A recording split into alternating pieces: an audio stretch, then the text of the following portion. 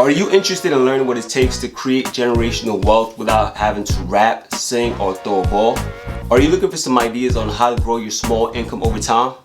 If that's the case, you're in the right place. What's going on, YouTube? What's going on, family?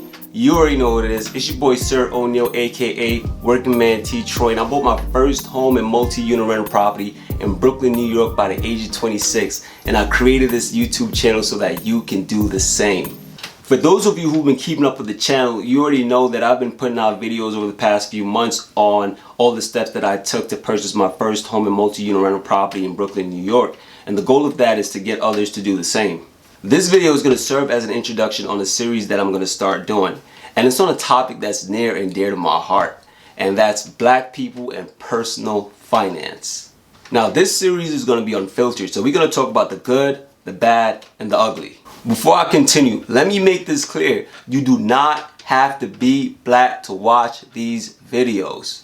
It's for any and everybody interested in personal finance and want to start the journey of creating generational wealth. If you like the idea of this new series, do me a favor and go ahead and smash that like button, please, because that's going to let me know if you guys are genuinely interested in this series. Now, why am I doing this? I'm really interested in the topic of personal finance and black people, to be honest with y'all. Because black people make up 13% of the US population, but we spend more than $1 trillion each year, according to a survey on newsone.com. And what's really interesting to me is that in this article, it said that 63% of the black people that they surveyed said that they prefer to shop at Saks Fifth Avenue, Neiman Marcus, and Bloomingdale's. And we all know that those are luxury department stores. I'm not knocking anybody, to each his own, but I found that to be very interesting. But yeah, according to data by the Federal Reserve, in 2019, only 33% of black household owned stocks, but in comparison,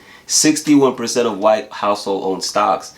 I think that we can do better in that area, which is why I wanted to start this series. Honestly, I really think that this number probably went up because in 2020, I saw the rise in popularity of channels like Earn Your Leisure, which basically went straight to the moon because everybody in the black community was watching that channel for the most part.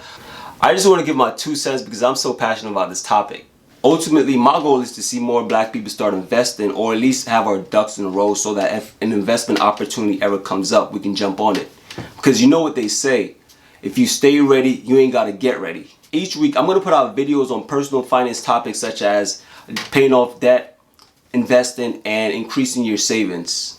The reason why I'm doing this is because honestly, those are the baby steps you got to take to create generational wealth. Even though it doesn't sound very major, but you really got to start from step 1 and work your way up to whatever step you need to be to create that generational wealth. For the most part, I use my money to buy assets and not liabilities, because assets are the things that's going to put money in your pocket, and liabilities are the things that's going to take money out of your pocket. I'm 27 right now, and I own stocks, bonds, cryptocurrency, and real estate. So basically anything that could put some money in my pocket and help me to get on the fast track to generational wealth, you bet I'm doing it. Quick story for y'all on the topic of asset and liabilities, right?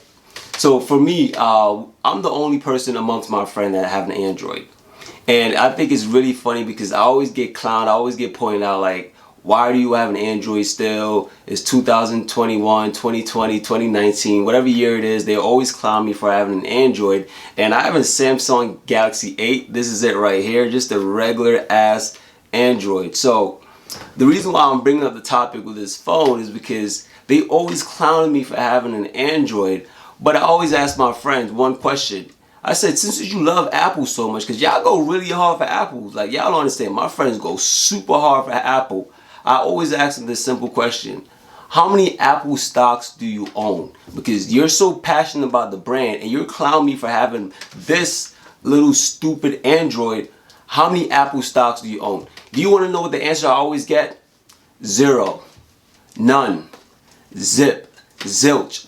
None of them own stocks. And I love my friends, like I love them dearly, but none of them own stocks, even though they're so passionate about Apple. Every time we have this conversation, I always say to them, I think it's very interesting that y'all go so hard for Apple and y'all have all the latest Apple products, but y'all don't own any Apple stocks. And me, the little guy with the Android right here, the little stupid Galaxy 8, I own over 50 shares of Apple.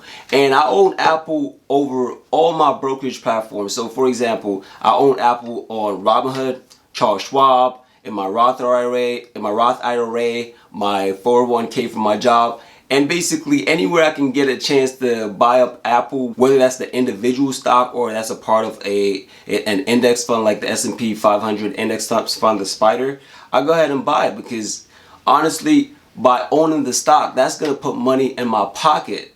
Me buying the phone and spending $1,000 on the phone, not a knock on Apple because I do own Apple stocks and I love when people buy more Apple product, but I wouldn't spend $1,000 on the phone.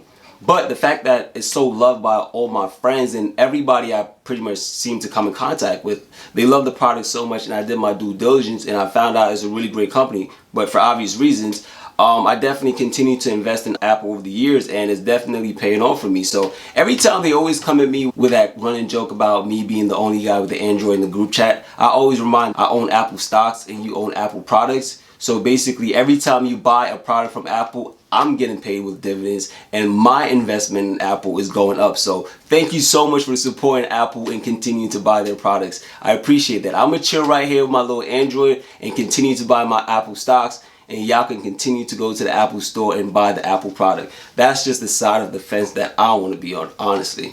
With that being said, I hope y'all stick around for this series because it's going to be a lot of fun talking about personal finance and being very unfiltered about it. If you haven't already, please go ahead and check out my other videos on the steps that I took to purchase my first home and multi-unit rental property in Brooklyn, New York. And lastly, please make sure you go ahead and like, comment, and subscribe to my channel.